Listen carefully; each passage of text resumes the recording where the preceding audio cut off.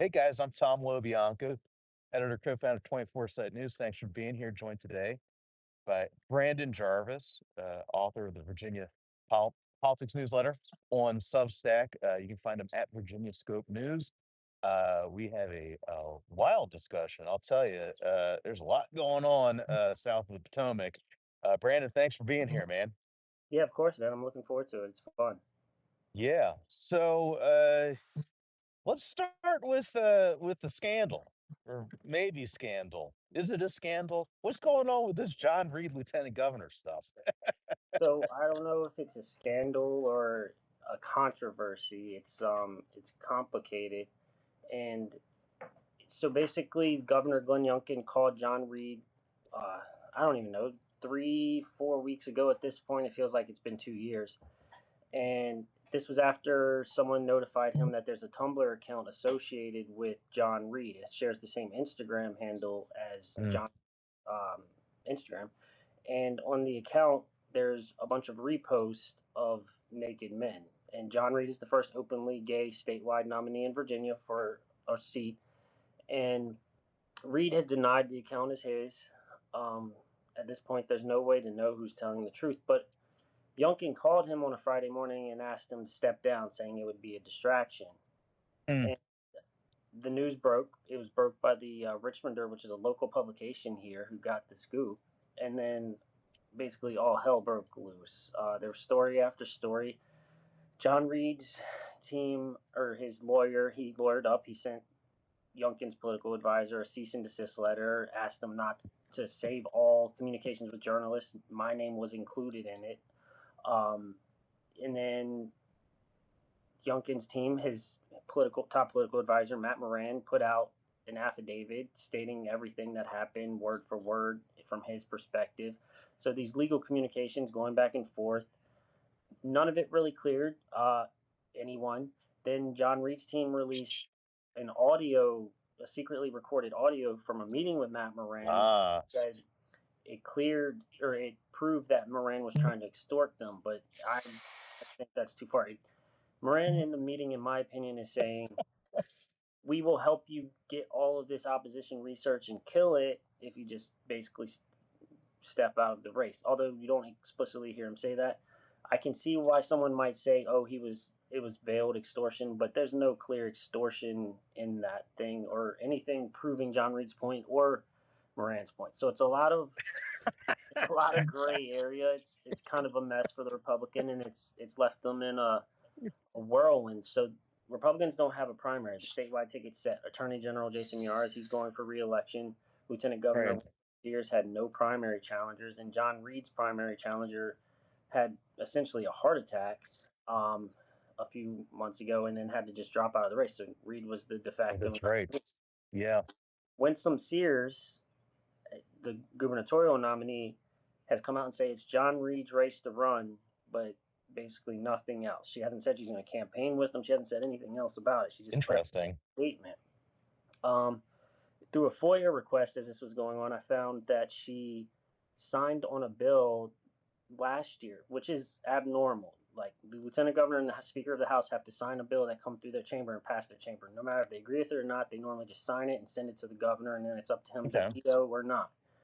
On the bill, she wrote a note on this bill that prohibited discrimination in issuing marriages license on sex, gender, and race. She wrote that she was more Mm, opposed to the legislation. Um, she said in a statement to me for my story that she's always been clear that where she stands, but she will uphold the law of Virginia. Um, so that threw a wrinkle into it because, like I said, John Reed's the first openly gay statewide candidate. They're on the same ticket. She hasn't said anything else. At this point, it looks like John Reed's staying in the race. He's denying the account was his, says it's an attack on him, and he's got a lot of momentum. The party across the Commonwealth seems to be behind him. He had a massive mm. event the week after this happened in Henrico, a full house. Everyone seems to be behind him. He does now have a write-in challenger for the general election. John Curran announced Monday that he's running a write-in campaign. He failed to get the 10,000 signatures to get on the primary ballot. Mm. So it's a mess, to basically Yeah. And then Democrats are kind of just sitting back, like, what do we even need to do at this point? I mean, they have the wind at their back already because Trump's in office, and historically Virginia votes against the White House party. Uh, Right. so I mean, it does not look great for Republicans on the statewide ballot because they would need everything to go perfect for a chance in this off-year election with Trump in the White House, and things are not going perfect. I mean, if you told me, a month or even a couple weeks ago that the hottest race in Virginia right now would be the primary for Republican lieutenant governor. All right. Yeah, I mean, if Reed had any primary challengers, or if there was a primary, I could see it hurting him. But right now, it seems to have brought the people together behind him, Yeah. but also pissed the people off about the rest of the ticket. Winsome hasn't said anything about campaigning with him. Jason Miyares, the Attorney General, told me last week when I asked him if he's going to campaign with them. He said, "Sure, I endorsed the ticket on April 22nd. I'm going to campaign with them." Youngkin has said he's going to support the ticket, even though he kind of his phone call started this massive controversy. Um, he said he's going to support the ticket. He stopped short of blatantly saying I'm going to be on the campaign trail with him. He kind of implied it, Mm. but it's it doesn't Well, seem like the party has found any unity. And what they really need is the lieutenant governor to come out and just like I mean, at the end of the day, she's now the leader. Governor Youngkin is the governor, but there's no more right. legislative sessions. There's no like the next legislative session is going to be with the next governor. So Youngkin doesn't really Right. have other than his name. He's got the name ID. He can bring people out to events, but legislators and influential Republicans are Yeah. looking to someone who can do something for them in the future. I mean, that's politics. Right. That would be Winsome Sears if she ends up becoming governor. Well, and folks just joined. I'm Tom LoBianco, editor, co-founder of 24 Site News. Went today with Brandon Jarvis, author of the Virginia Politics newsletter on Substack. Find him at Virginia Scope News on here. Um, Brandon, okay, so given that we know all this, and in some ways it seems on its face like a non-issue, seeing as, John Green is, openly gay, right? Like, people knew that going into it. There's no definitive answer on whether or not this is his Tumblr account, make none of it. Why would Youngkin, do we have any indication of why Youngkin would ask for him to drop out? Why would he pressure him to drop out? So I think he viewed it as a distraction. I don't think Youngkin is anti-gay. He's had gay people in his administration. He's never Mhm. come out and done anything that's like, oh, this man's a homophobic, bigot. Right. I think he viewed it more as a distraction in the general election to the whole ticket. And to be fair, it has become a distraction, but that distraction was kind of caused by his phone call to John Reed asking him to withdraw from the race. Well, Um, it, it it's that you're kind of asking a question that everyone's asking and no one really has the answer to. He hasn't really taken too many questions on it. Him and and Miars have really stayed out of the limelight. Miars is jumping into things now, doing interviews about his campaign, and like I said, he did answer my question, but he said sure, like it was a one-word answer, and then he followed it up after I kind of was like, okay. And he's like, I endorsed them on April 22nd. I support the ticket. I wish I had a better answer for that. yeah. Um, but as far as the best I can tell is he just thought it was going to become a distraction. It wasn't like, oh, you're gay. I don't want you to be on the Republican ticket. It was more like Right. Democrats are going to use this against you, and or somehow someone's going to use it against you, and it's going to hurt the ticket. Well, it's interesting because we seem to be in a time of shifting sentiments on sex scandal, right? And seeming sex scandals, right? There was the candidate for delegate who, the Republican opposition's research found her OnlyFans account, right? And that was 2023. That was a, huge deal and made national news. But, recently, I saw yesterday, there was a candidate for delegate, a Democratic candidate, Rohrer, I believe, Rorrer. Yeah, Um, she, posted something on the platform formerly known as Twitter, stating that she is outright, she's a swinger, right? Ethically non-monogamous, as the term goes, Yeah, and she wanted to get out in front of it before somebody discovered that about her. What's yeah, going on with that one? dude, I don't know. So in the Hill, I read the Hill article on the train back from New York yesterday, and she said she wasn't receiving any threats. No one was planning to use it against her. Um, I don't know. She just put out the statement. I think it was Saturday in the middle of the day. She just tweeted like, "I'm getting out ahead of this. We're swingers. I feel like people are gonna." She was like, basically, I feel like people are gonna use it against me, and and I want to just get out ahead of it. But in an interview, she said no one had been threatening to use it against her. She's in a district that's very Republican. Like, I mean, to be, Mm, she's not gonna win. So I don't know. I think it could have been an attention grab. She also kind of compared herself to like gay people, mm, which is a bit different. You know, like you're choosing to be a swinger, or gay people or not choosing to be gay. right. It's I've heard some backlash on it from people like it just made no sense. She just put the statement out there. And like you said, sex stuff isn't what it used to be. You you would be hard pressed to find a journalist that's like, "Oh, I heard you're a swinger. I'm going to write a story about it." And that's the whole thing. And like going back to John Reed, the story of John Yeah, Reed having a Tumblr reposting nude models probably wouldn't have blown up, but the call of the governor calling him and asking him to withdraw makes it a story. You know what I'm saying? So yeah. it's interesting. I'm still confused why she put out the statement.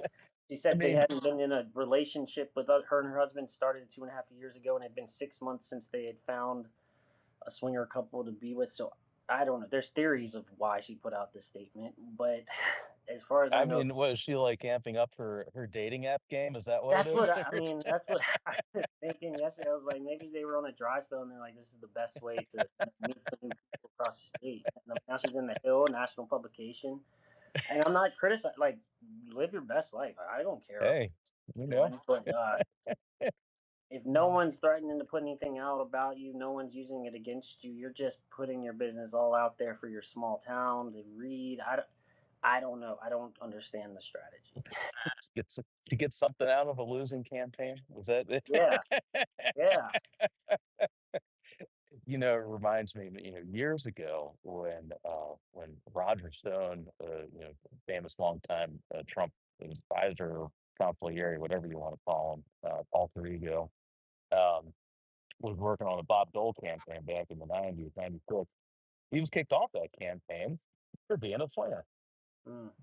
But that was 1996. Yeah, I was 5 years old at that time. It's a different world. Yeah, man. It's like, it's not now where I mean, it's not even 2023. I mean, sometimes I wonder, if you advertised that you had an OnlyFans account in 2025 versus 2023, I wonder if that would actually improve the stature, in the race. Well, I mean, you mentioned Susanna Gibson earlier, and she had videos of her and her husband having sex online. Um, she actually performed really well in the general election. It was a tough year, Mm, but I mean, she lost by like two points, I think. not bad. It kind of fired up the Democratic base, and that again Mm, circles back to this whole Youngkin John Reed drama. Like, would Democrats really use him being a gay man sharing naked men? I mean, right, I'm sure they would find. I'm sure there's Democratic operatives out there like, oh, this will help us win. But like, how can the Democrats really do that? It's kind of going against their whole, moral principle right. of attacking a man for being gay. I mean, yeah, the Tumblr had. I've seen the Tumblr. It had pictures of gay men, but it's no different than just scrolling down Twitter at this point. Elon Musk. Yeah, no kidding. I mean, it's turned into a porn site on its own. So it's a whole different world. I mean, I think Trump's kind of brought the world forward in the fact of a lot more is accepted in politics. Mm, yeah, yeah. There's not as much, quote unquote, browbeating as there used to be. Yeah, I mean, what's his nuts? Elon Musk, comes across as like a polygamous Mormon, yeah, 26 children or something. may or Yeah, may not be paying the child support yeah, these spats that are going on. yeah, Well, that brings me to another big race that's going on right now. For I think it's the AG's race on the Democratic side. Where you had a post over at Virginia Scope News, or at Virginia Politics Newsletter, um, on Shannon Taylor's first advertisement going up on her, and she's a Democrat running for Attorney General. yeah. Tell us a little bit about that. So it's an interesting race. It's Jay Jones, a former Norfolk delegate, versus Henrico County Commonwealth Attorney Shannon Taylor. They're both going for the Democratic nomination. Jay, I think he's about 35, 36. He ran back in 2021, and he was the only candidate in the race. And then the incumbent, two-term Democratic incumbent Mark Herring, decided to run again for re-election for a third term, and he jumped in the race. Mm, Jones ended up kind of overperforming what people expected, and he raised a lot of money. He had the sitting governor endorsement, Ralph Northam, and Northam's his big backer this time. Jay's kind of got the establishment support across the state, countless legislators and elected officials. Shannon Taylor is she's got a lot of local endorsements and stuff too, but she's running more on her record as an actual prosecutor. Jones is more of a corporate lawyer. He's done stuff with the NAACP for voting rights and sued the Youngkin administration. But Jones is more of a legislator, and Shannon mm. Taylor's been the prosecutor in Henrico for like, I don't know, 12, 13 years at this point. She Oh flipped wow. the seat. So it's interesting. I think if I had to choose now, Jones is still the favorite just because of establishment support, and endorsements matter in primaries. For Mm. I don't think, like, once the primary is over, when a Democrat's endorsing a Democrat versus a Republican endorsing a Republican, like, surprise, surprise. But I do think in these primaries it matters. So Jay went up on TV with his ad last week. He was the first one in the race, and then Shannon went up yesterday. And they're both kind of like focusing on the Trump administration and pushing back on it. And it's they're fairly similar ads in the messaging. Um, it's going to be an interesting race. Jay has raised more money than Shannon, and it like I said, I think the favorite in the race is Jones, but Shannon could surprise us and Mm. win. And it's not like Jay's the overwhelming favorite. Like, I'm not here placing bets on anything at this point because she does have the prosecutorial experience, even though the attorney general isn't really in court prosecuting cases like a Commonwealth attorney, but she does have that experience, and I don't know. We'll see. That's the competitive race really in the primaries as far as 1v1. Then you have the lieutenant governor's race. That's the only other primary for Democrats, and that's like a six-person race with really four contenders. And so that's going to be. I have no idea who's going to win that race. Interesting. There's just too many Yep. candidates. What's the rundown before I hop to the Democratic LG's race real quick? Saw a comment here from Daniel Cortez regarding some of the John Reed and the Glenn Youngkin stuff. He says the evangelical vote will loom large, as imperfect as we are. Um, we are not the candidate, but ethics and actions count for those who are. No individual should be persecuted because of their lifestyle. That does not mean independents, veterans, or devoted Christians will vote for them. Government clearly indicating his faith, promise, and his actions. Um, So, going back to the Democratic LGs here, who's in that field? Who are we talking about? That was six. So you have State Senator Aaron Rouse from the Virginia Beach area. You have former Richmond Mayor LeVar Stoney, State Mm, Senator Ghazala Hashmi from the Richmond area, and then you have Prince William County School Board Chair Bobber Lateef. Those are the four front runners. Then you have an activist. I'm not sure where he's from. Alex Bastani. He raised like less than $1,000 so far for the campaign, but mm, also gave his campaign like $900,000. And then you have former federal prosecutor Victor Salgado, who's mm. a newcomer. He's raised a decent amount of money, but he's struggling to get traction.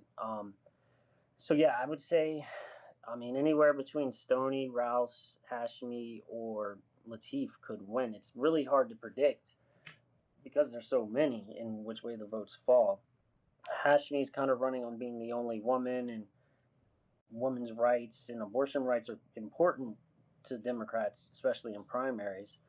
And then Stoney and Rouse, they're kind of running. Stoney's running on his record as having 8 years of an executive experience, but Richmond, as Richmond always is, has a lot of controversy. And he's like, we had a water crisis in January, a week after he left office, where we found out that the water plant had been basically neglected for Mm. basically all of Stoney's term.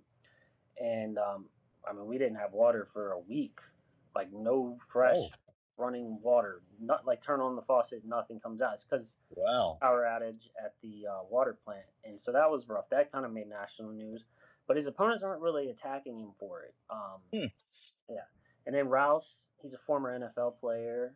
Um, he's running on his record, and they've all said they support repealing Virginia's right to work law, which is an interesting move. It's something that's complicated in Virginia because of it's something that always comes up in a primary race as I mean, Democrats tend to support unions and repealing the right to work law, but For once they sure. get to the general, they kind of have to backtrack it. So, gubernatorial candidate or nominee Abigail Spanberger has no primary challenger. She was able to come out last week in a TV interview and say, "I am not going to sign a law with an outright Mm. of right to work," which is interesting because Ralph Northam and Terry McAuliffe in the last few election cycles had to kind of hype up repealing right to work during the primary and then backtrack it. And it got them some pushback.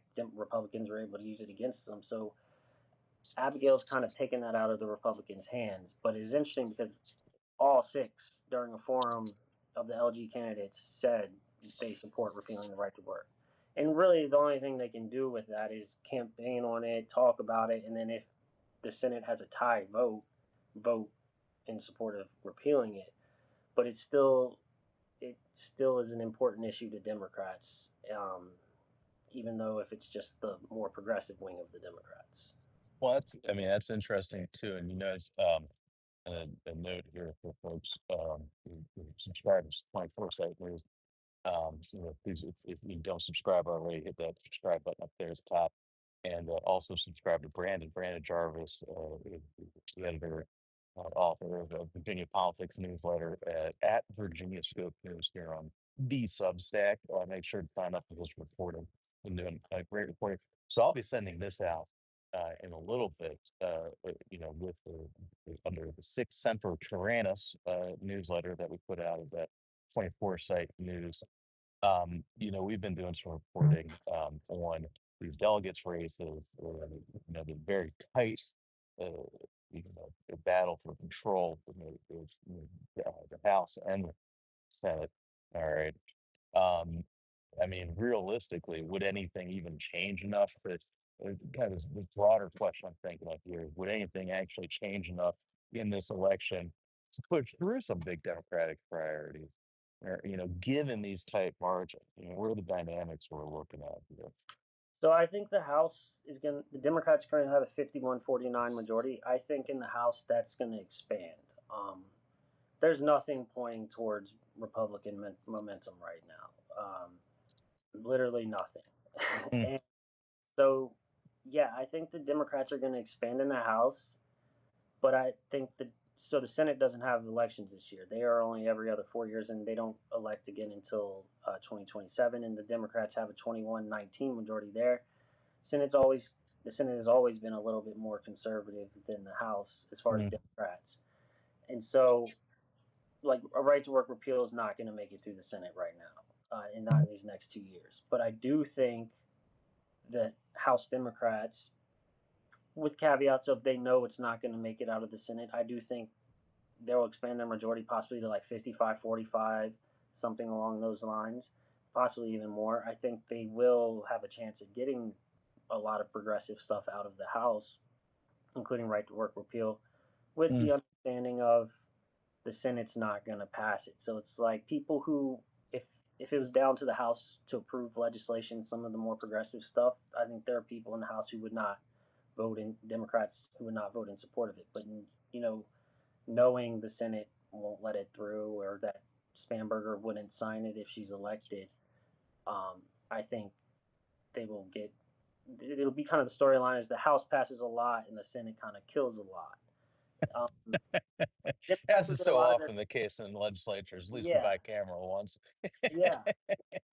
It's kind of like Democrats passed a lot of stuff these last 2 years, knowing Glenn Youngkin's going to veto it. I don't think some of the stuff that they advance would advance again if it's a buy like a if the Democrats have a trifecta. So it'll be interesting to see what Democrats push through and how Mm, far the Senate Democrats will take it.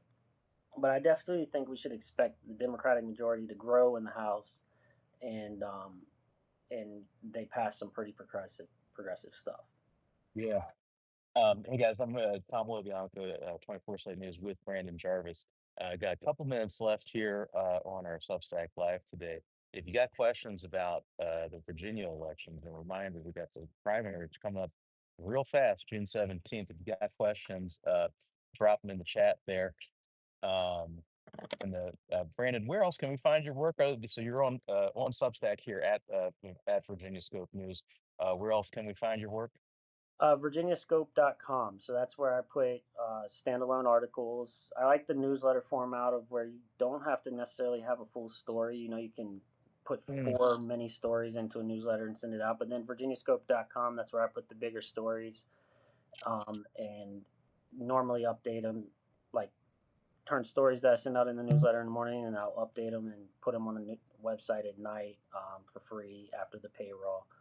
And so, yeah, virginiascope.com. Then you can follow me on Twitter at Jarvis. It's J3AsVIS. okay. Why the extra A's? I don't know. It's just something I've done since high school and just haven't lost. Not from Boston, are you? No, but it sounds like it. I got that southern accent a little bit. So Um, well, I mean, so let's handicap things here a little bit towards the end. What do you think's going to shake out uh, with the Democratic AGs and the Democratic LGs race? you mean my prediction on the primary? Yeah. I think right now I would go with Jay Jones winning the Democratic nomination for AG and Aaron Rouse winning the LG nomination. Um, but then, like I said, that could change. I think the AG race is close, and I think there's so many candidates in the LG race that who knows which way things swing. But Rouse is raising the most money, seems to have a lot of support. Ghazala or LeVar Stoney are the next in line for the LG, in my opinion, if my opinion's correct. Um, Stoney has a lot of or statewide recognition, and a lot of people think like the trouble with him in Richmond is going to hurt him, but I don't think a lot of people outside of Richmond know some of these Mm, bad things that happened during his time. So yeah, Stoney or Rouse for LG, Jones for AG. Those are my predictions right now. nice. Um, how much does this? You've done some reporting on these ads going up now, and especially particularly in the AG's race. Is that something that can really move numbers? I mean, how much can you make some of these late primary ad buys start going up? Does that change things really? I think it does because Hmm. I mean Shannon Taylor just represents Henrico County. Jay Jones was just a Norfolk delegate. I mean, a House district is 1/100th of the Commonwealth, and then like Henrico County, it's a big county. It's bigger than a House Mm, district, but it's just one county. They've got to get their name out there to the Democratic voters, and they're mm, doing it in the Democratic media markets. So mm, I think it matters a lot. I did a story from a series on the governor's race about a month ago about how important it is to be up on TV first. And it is important to be up on TV, but it's also important to make that first ad on TV really good. And I think It's both of your these, intro. yeah, I think both of these candidates did that. I think they have solid things. So this is where the money matters. This is where Mm, getting it out there, because at the end of the day, no one knows these people. No one's paying Right. attention to stuff Right. like we do, or the people who subscribe to our newsletters. Yeah. I mean, and that's not enough to win an election. So they've got to turn out the base. They've got to turn out voters who are Democrats but aren't reading, the insider news every day. And I think this does it. So we'll see which ad hits harder, which ad spent. Like they've got to, Jay's raised more money. They've got to spend that money and then start. Whoever wins got to start Mm, raising more money to do it again in the general. yeah, man. Okay, guys. We'll wrap it up here. Brandon Jarvis, editor, reporter, author of Virginia Politics Newsletter at Virginia Scope News. Um, and again, where do we find your work, Brandon? Yeah, I'm the Virginia Political Newsletter on Substack and then virginiascope.com. Beautiful. All right, I'm Tom LoBianco, editor, co-founder, 24 Site News. Head on over and I'll post this a little bit later, along with some updates at the 6th Central Taranis newsletter. Thanks for being here, guys. We'll see you. Thanks, Brandon. Thank you.